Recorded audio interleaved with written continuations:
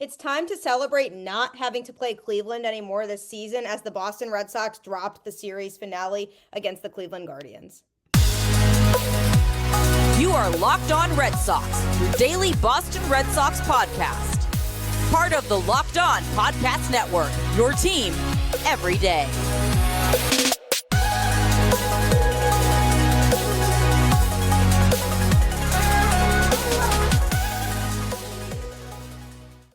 Hello and welcome to Locked On Red Sox, your daily Boston Red Sox podcast, part of the Locked On Podcast Network, your team every day.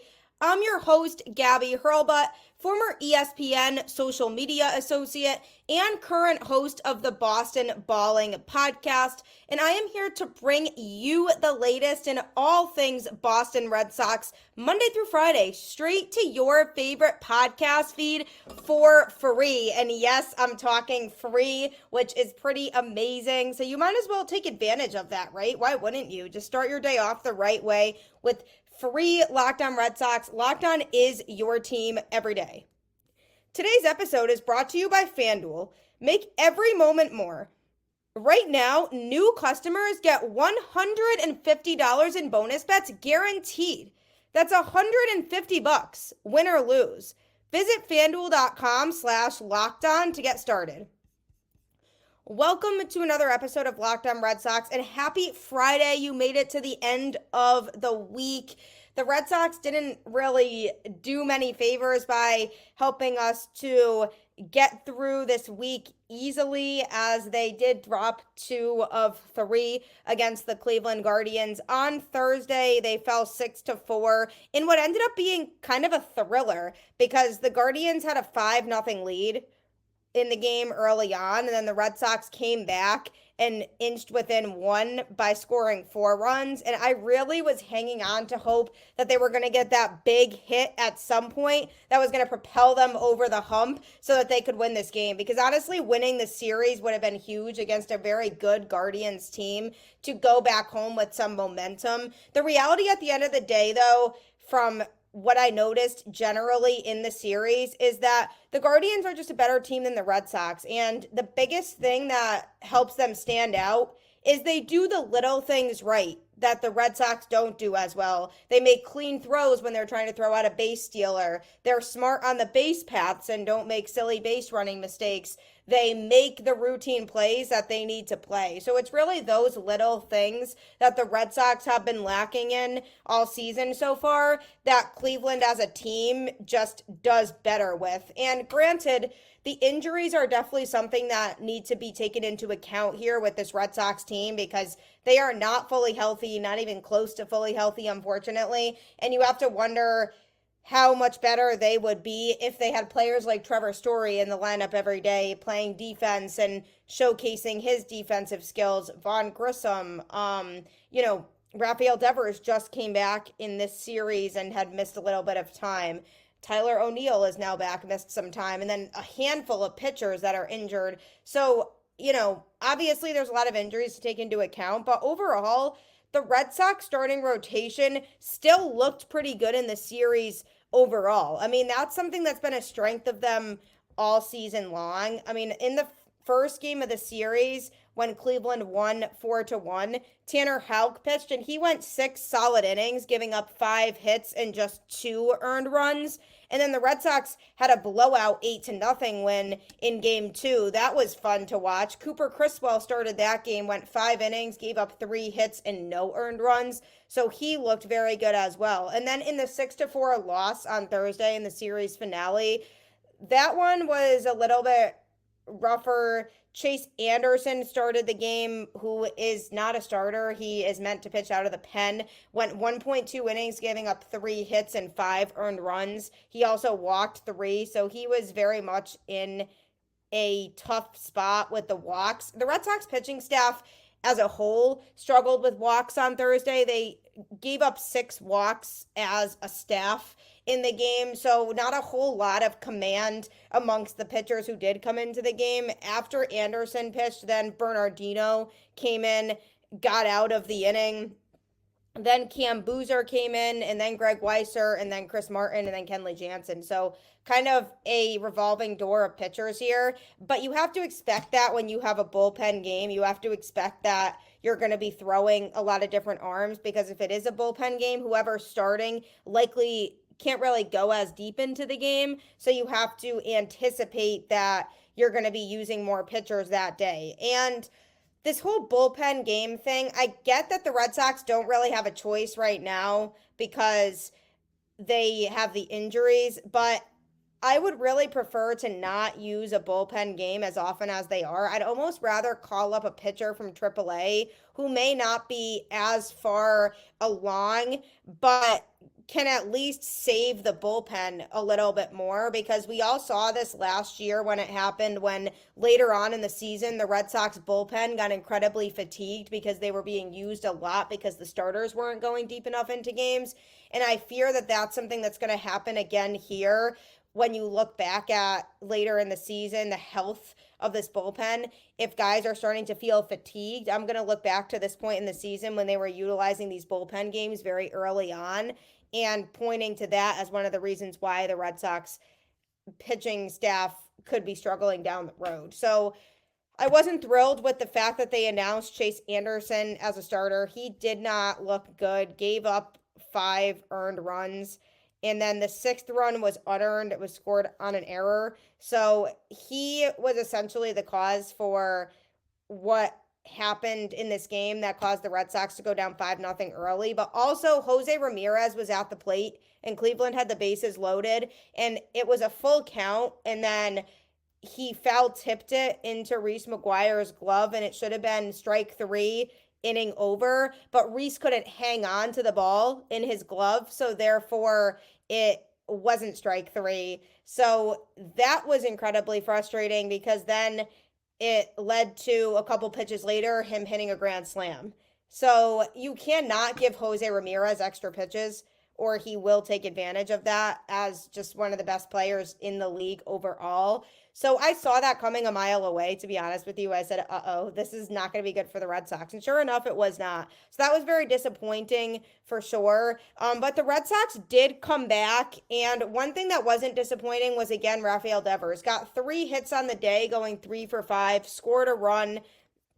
He's making things happen when he's out there. He changes the energy of this offense, and he makes such a massive difference. And I don't think people really noticed how impactful he is to this lineup until he came back and they compared it to what the offense looked like when he was gone.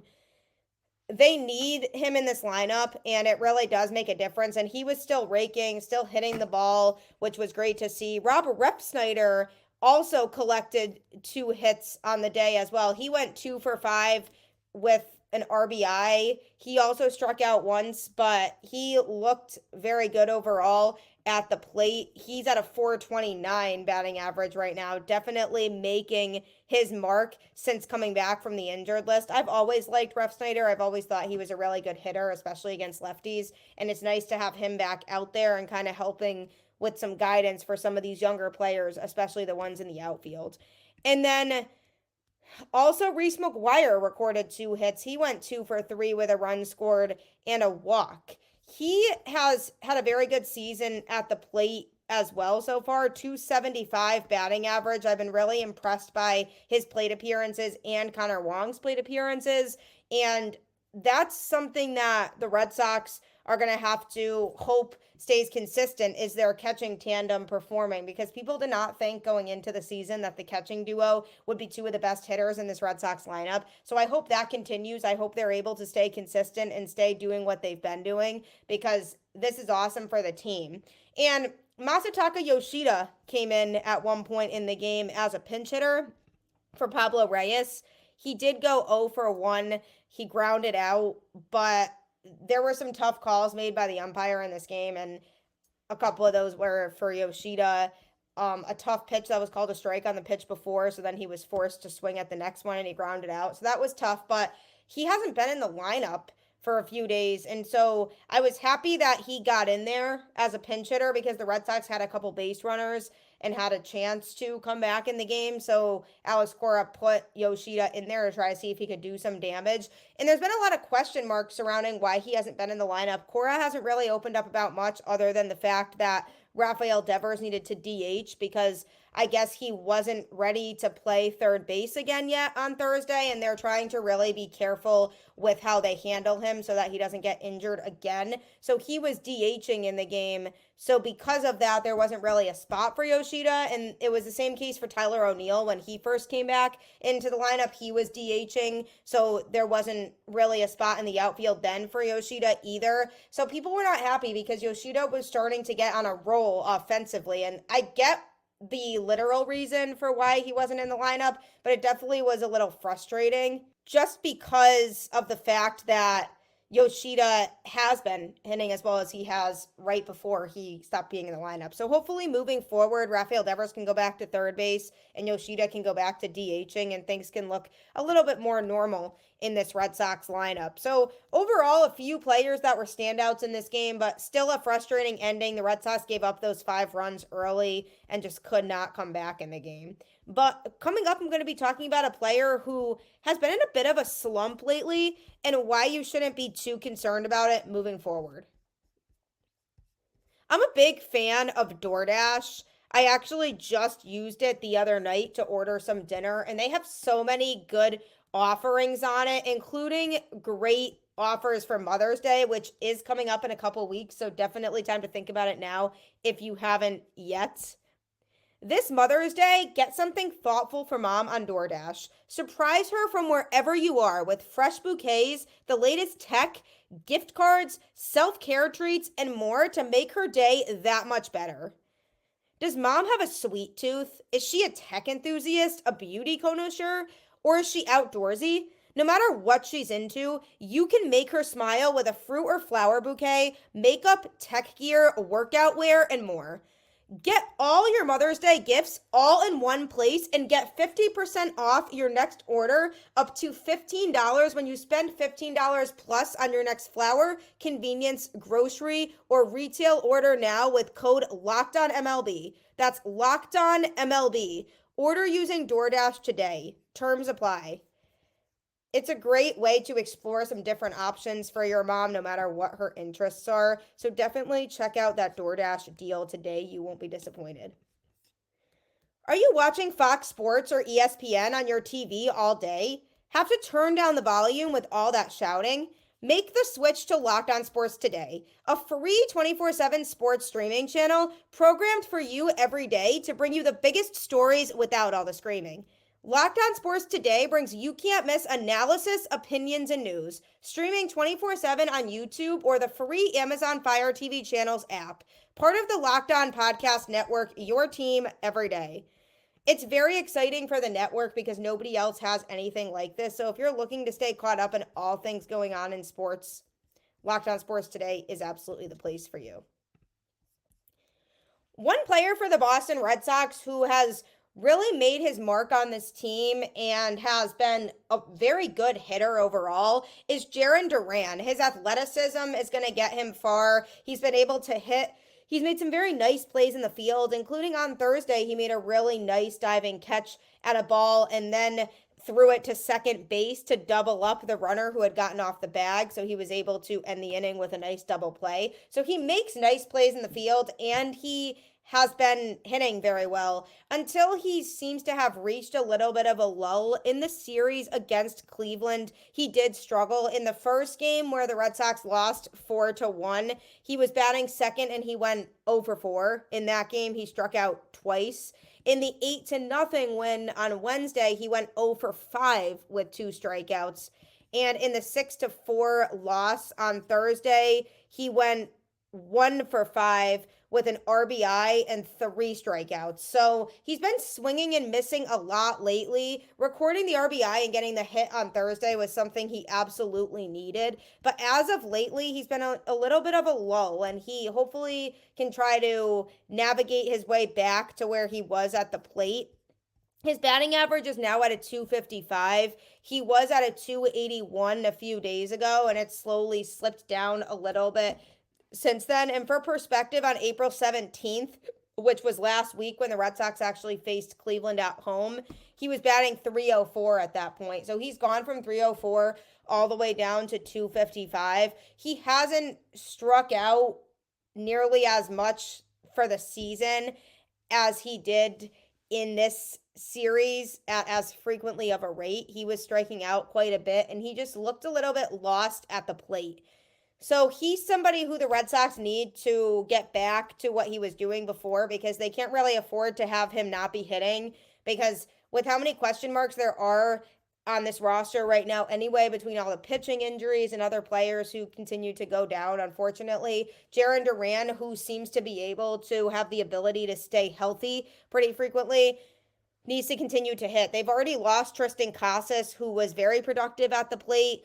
Luckily, Devers is back and O'Neill's back, both of whom have been able to hit pretty well in general for this Red Sox team. Wilyer Abreu is getting hot right now. The catching tandem is hitting pretty well. So there are a lot of guys in this lineup who are hitting better than I think people expected. But having Jarren Duran in that mix is especially crucial, especially if he continues to hit in the leadoff spot. The leadoff spot is a very important place to hit, and he did hit in the leadoff spot on Thursday. In one of the games in the Cleveland series, he batted second with Rafaela in the leadoff spot, and Rafaela is just not a leadoff hitter. He's been struggling a lot at the plate, can't seem to figure things out, and he's dropped back into his old habit of being really swing happy, not being patient at the plate, not being willing to take ball four, just wants to attack the strike zone, which I respect. I love how he's just really attacking baseballs and trying to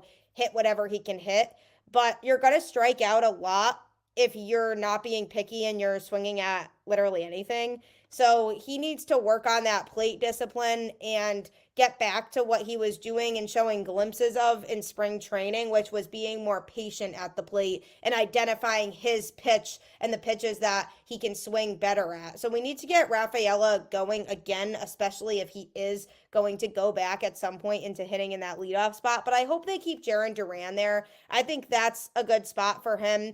And am I concerned about this slump? Not really, and here's why.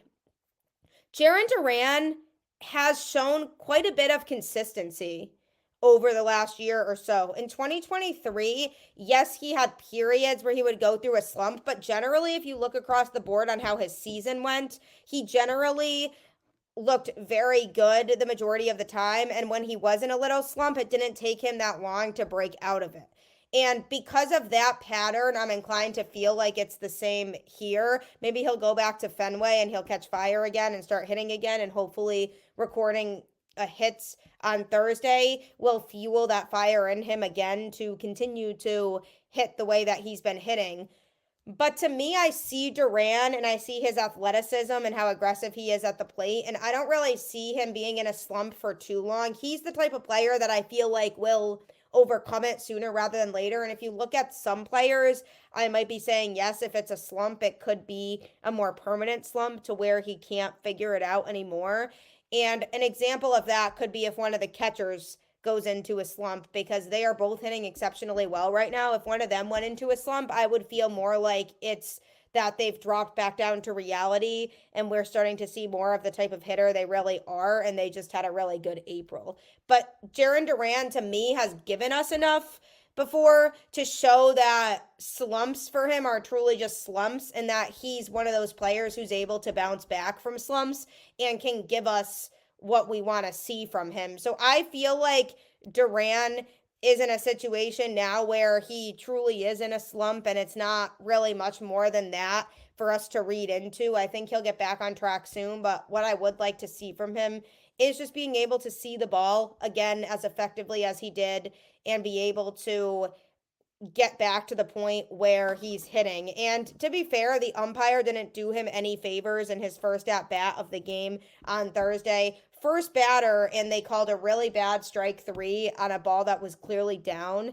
And when I watched the replay, I said, okay, let's look for this again because maybe it just looked like it was down in real time. But if I see it slower, maybe it'll look like a strike. And it still didn't. Even on replay, it still was clearly low. So that was disappointing because Duran probably should have walked on that at bat. So definitely a frustrating situation there for him, but hopefully he can get back to hitting again because we definitely miss his speed on the base paths too. Him getting on base is so beneficial for this team in more ways than one because obviously he's able to effectively steal bases and can help this Red Sox team out in so many different ways along the base paths, on defense, on offense, and if he's not hitting, then you're losing that speed in trying to steal second or steal third and get a runner into scoring position. So I definitely miss that about him. I miss him being able to hit, but I do feel like based on the season he had last year and his overall plate approach that he is going to get out of this slump soon. It's just a matter of easing back into it. And who knows, maybe it was just this road trip that kind of allowed him to struggle. Sometimes going back home could be refreshing for a player. So maybe for him going back to Fenway could be what he needs to break out of this. I still feel like Duran is the perfect player for the leadoff role on this team. It makes a lot of sense for him to continuously hit in that spot, especially with his speed, because he can turn singles into doubles a lot. So he could get into scoring position early to allow for people behind him to work on driving him in. So I still think it makes complete sense to keep him in the leadoff spot. Don't switch him out of that role because he's slumping right now. Keep him in that role because if you switch him to a different role in the lineup, it might throw him off a little bit and make his performances continue to not be very good offensively. So keep him where he is, have him maintain that same routine, and I feel like he'll be back on track before we know it because a healthy Jarren Duran who's hitting a lot is great for the top of this Red Sox order to provide an immediate spark and some immediate energy so that everybody else in the lineup behind him has the opportunity to try to score him early and give the Red Sox an early run because the Red Sox have a very good record when they score the first run. They're 13-6 when they score first, which is very good. So if you're keeping a guy like Duran in that top spot in the lineup, if he's hitting as well as he is, and he gets into scoring position early, then the Red Sox can get a run on the board early, and that's worked out well for them this season. So I'm not low on Duran. I do get that he is in a mini slump, but hopefully he can figure it out soon and get back to how he was hitting, and I have no doubt that he will. So we'll see what happens there. But coming up, I'm going to be giving an update on another player, which is going to be really good news for you Red Sox fans with all the injuries on this team. So that's coming up next. Are you looking to try to get into sports betting in some capacity, or are you already a diehard sports betting fan and you want to just continue to grow your income? Regardless of where you're at on the spectrum, FanDuel is absolutely the place for you for sports betting. It's playoff time in the NBA and NHL, baseball's in full swing, and FanDuel is your place to bet on every game. Right now, new customers get $150 in bonus bets guaranteed. That's $150, win or lose. Bet on everything from slap shots to home runs to slam dunks. All on an app that is safe, secure, and easy to use. What are you waiting for? Visit FanDuel.com/lockedon and make your first bet an automatic win. FanDuel, America's #1 sportsbook. I highly recommend FanDuel for all of your sports betting needs, so check it out today because you'll win a lot of money. You also should subscribe to Locked On Sports today as we as a network have launched the first ever national sports 24/7 streaming channel on YouTube, and now it's also available on Amazon Fire TV in the free Fire TV channels app. Locked On Sports Today is here for you 24/7, covering the top sports stories of the day with the local experts of Locked On, plus our national shows covering every league. Find Locked On Sports Today now available on the free Fire TV channels app. This is great for the network because nobody else has a free 24/7 sports streaming channel. So if you're looking to stay caught up in all things going on in sports, Locked On Sports Today is the place for you. The Boston Red Sox have been absolutely killed on injuries this year. Just so many people out, especially with the starting rotation. I mean, Brian Bayo most recently placed on the injured list. Garrett Whitlock's on the IL. Nick Pavetta's on the IL. Liam Hendricks is missing the entire season due to recovering from Tommy John. Lucas Giolito is out for the season. So lots of starting pitchers who are very much not healthy right now. Hopefully their recovery is smooth and they're all able to get back sooner rather than later, especially Whitlock and Bayo, two key pieces of the Red Sox rotation right now, and Nick Pivetta as well. Hopefully they can all get back to where the Red Sox need them to be, which is on the field pitching every fifth day. But there have also been injuries to position players. I mean, I just talked about Rafael Devers and Tyler O'Neill, but Trevor Story is out for the season, which is definitely hurtful for the Red Sox defense. But one player who hasn't played in a single game yet for the Boston Red Sox this year is Vaughn Grissom. The Red Sox traded for him during the offseason in a trade with the Braves when they traded Chris Sale for him. And he was highly regarded as one of the best prospects in the Braves system. But that team just has so many superstars on it. So there just wasn't really room for Grissom at that point. So this was a great return for the Red Sox for Chris Sale, who just unfortunately wasn't able to stay healthy as much towards the end of his time with the Red Sox and wasn't as effective as he used to be. I'll always love and respect Chris Sale for what he did for Boston, but the trade definitely needed to happen when it did, and they got a great return along the way. So Vaughn Grissom, I was excited to see him come and see him perform. Then he got injured. He developed a hamstring issue and couldn't really participate in spring training. And now he's actually getting close to being activated. He's played 6 rehab games with AAA Worcester and was at second base for the last 3 of them.